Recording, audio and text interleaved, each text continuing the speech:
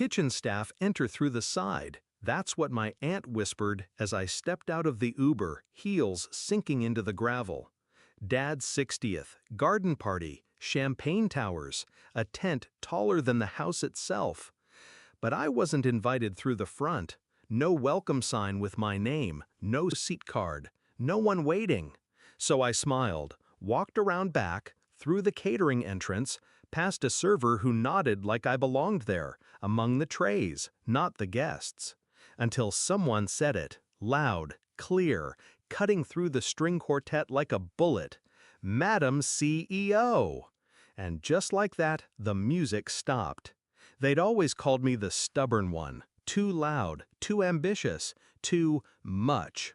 My sister, Elise, was the soft one, pretty, polished, the one who'd make a good wife. I was the plan B, the she'll figure it out eventually daughter. Dad never said it outright. He didn't have to. He just didn't show up. Not for pitch competitions, not for my first funding round, not even when my name was listed in TechCrunch next to a $14 million Series A. He'd nod vaguely when people mentioned my startup, as if I ran a lemonade stand. Then brag for hours about Elise's Pinterest-worthy wedding. I started noticing the pattern after college.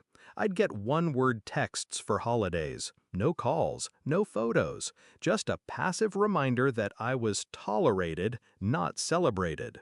At family dinners, they'd talk over me, smile politely when I mentioned my company, then change the subject, usually to Elise's new countertops or her husband's latest tax write-off. The tipping point came at Mom's funeral. I flew home overnight, red-eyed and shaking.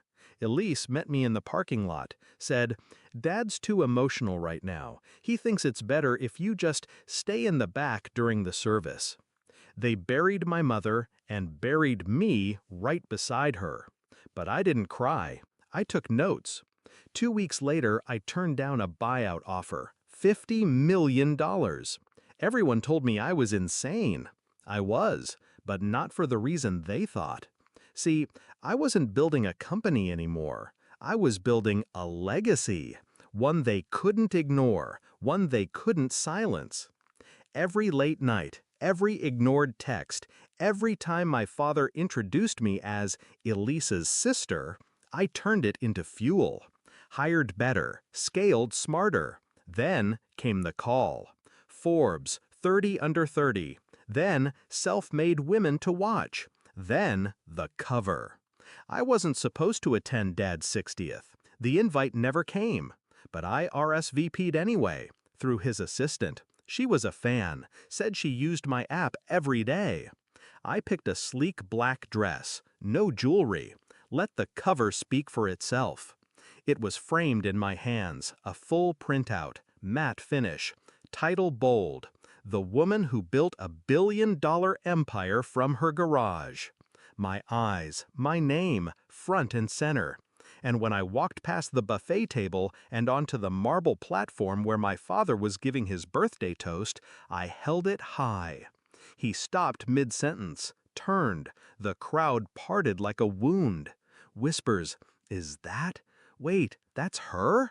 Oh my God, that's the founder of—" Elise turned pale. Dad blinked. "Hi," I said, calm, crisp. "Sorry I'm late. I had to come around the back."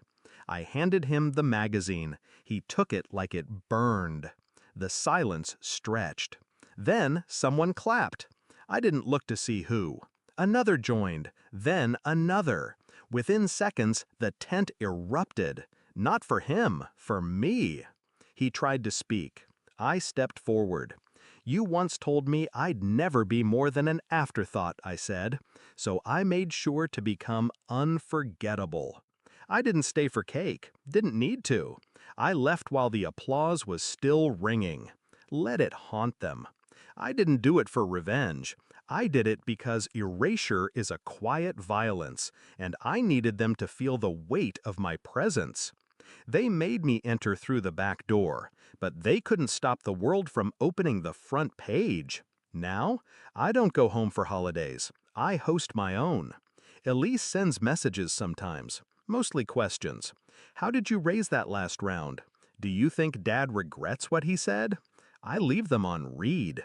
Because I didn't build my success for them.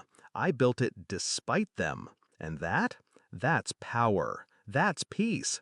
That's something no entrance, no invitation, no bloodline can ever take away.